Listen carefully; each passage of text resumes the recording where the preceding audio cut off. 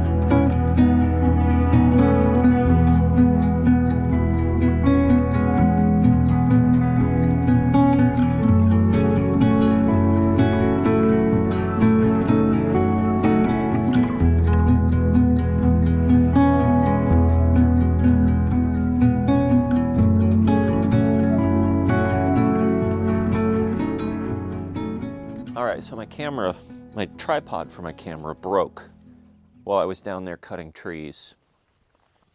So I was going to film another project, but I guess I'm just going to have to do that project without filming it because I don't have a tripod. I'm just going to have to hold my phone, my camera phone. Thankfully, the camera's okay. I'm just going to have to hold it and talk to you. So I may as well just chat with you for a little bit, and I'll take that project on. Without filming it. But let me chat with you real quick about what I've got going on here. So we've got enough wood. There's more wood that we have down there that I'll fill in slowly, but everything's here. There's this area, which again, I'm leaving clear for now because I kind of want to figure out what I'm going to do with water and food, and maybe like a little pool or something for a wallow spot, a wallerin spot, as they say in here. But have this be their primary home base, and then of course let them out for daily runs in that area. Now, how am I going to? So after I've put the logs down, what's the next step? Well, mulch. Mulch goes on top of this, and then hay goes on top of the mulch in this style of deep bedding, the Korean natural farming style. How am I going to get mulch in here, you say? Well, I've got a big pile of mulch way over there that I can take the tractor bucket and bring it over here, but how am I going to spread it in? So what I'm thinking I'm going to do is make a lane right here. Just move some of these logs aside, make a lane, and just start piling the mulch up on either side. Bring a wheelbarrow in, stage the mulch over there with the tractor, bring the wheelbarrow in, and just dump mulch on either side, make lanes as I need to, and do it section by section, quadrant by quadrant. I still haven't figured it out. Once the mulch is over this, I'll be able to walk on top of it. So will the pigs, and then especially so once the hay is on top. Again, what's the purpose of the logs on the bottom floor? The biggest purpose, and I've talked about this in a previous video, is just a natural barrier to rooting. We want to keep this area wallow free. We want to keep them from rooting this, and a lot of commercial farms will put pigs on cement. We'd rather avoid putting our pigs on cement. And I think we'll keep some of their rooting instincts at bay in here by just letting them out every day in that run, which I'm clearing. So more to come on this, but progress. It's good to see this. It's good to see all these logs down. It looks chaotic. It looks like it's in disarray. It is. But once we get the mulch on top, it'll start to make more sense. And you'll see this and you'll be like, oh, I kind of see what Sean's doing. In the meantime, chickens can get around this. They have to peck their way through it, but they can get around and over and to the sides of it, believe it or not. So if I had my tripod, this would be easier. But let me show you just so you get a sense. This is covered in logs, which is exactly what I wanted. Next step, mulch.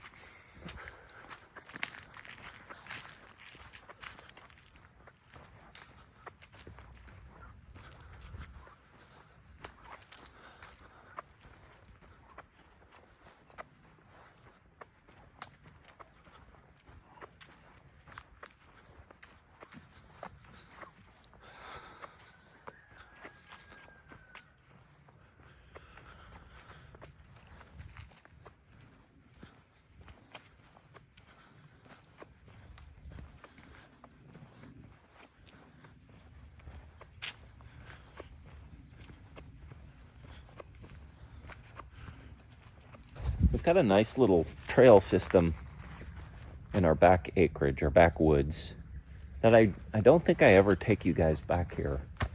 And it's pretty nice. Sometimes I'll go jogging back here in the mornings or just walk and think. Sometimes Holly and Henry and I will just walk back here and just hang out.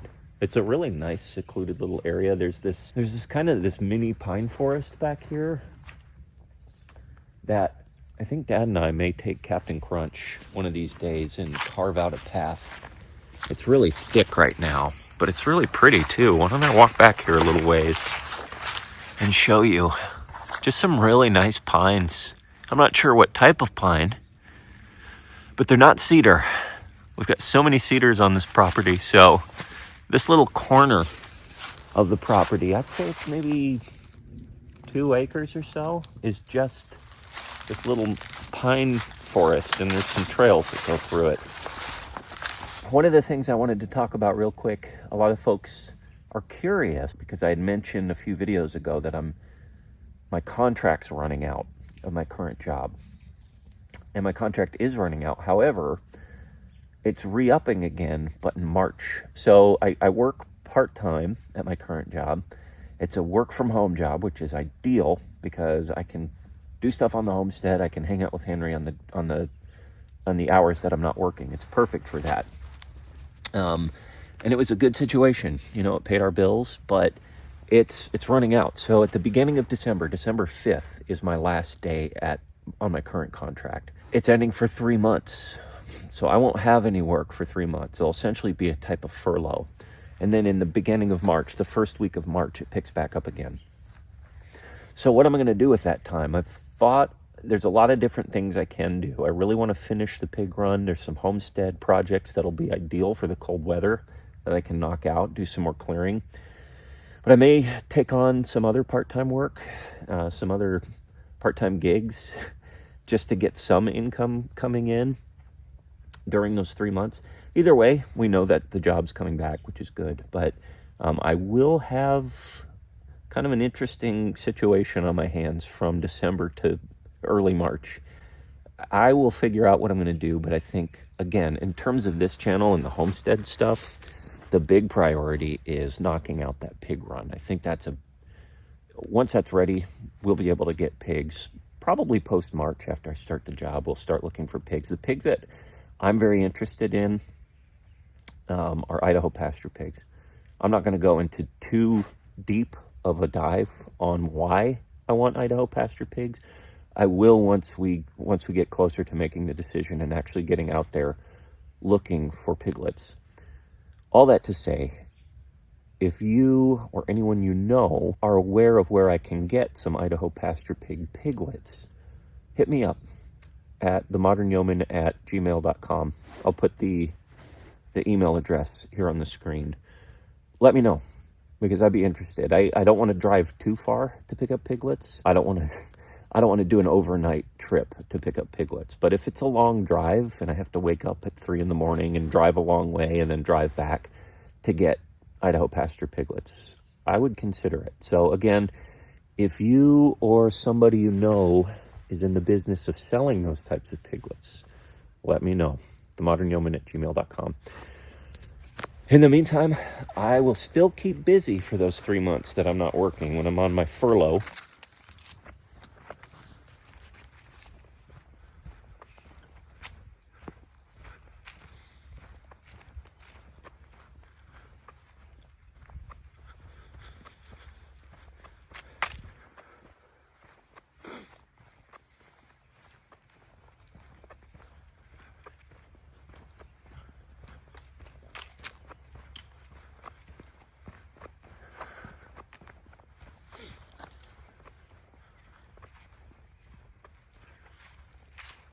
Thanks for hanging out with me, guys.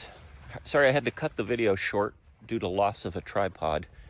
I'll order a new one and have it for next week. But it was good at least getting something done with you guys. Anyways, until we see you again next time, remember, as always, slowly, slowly.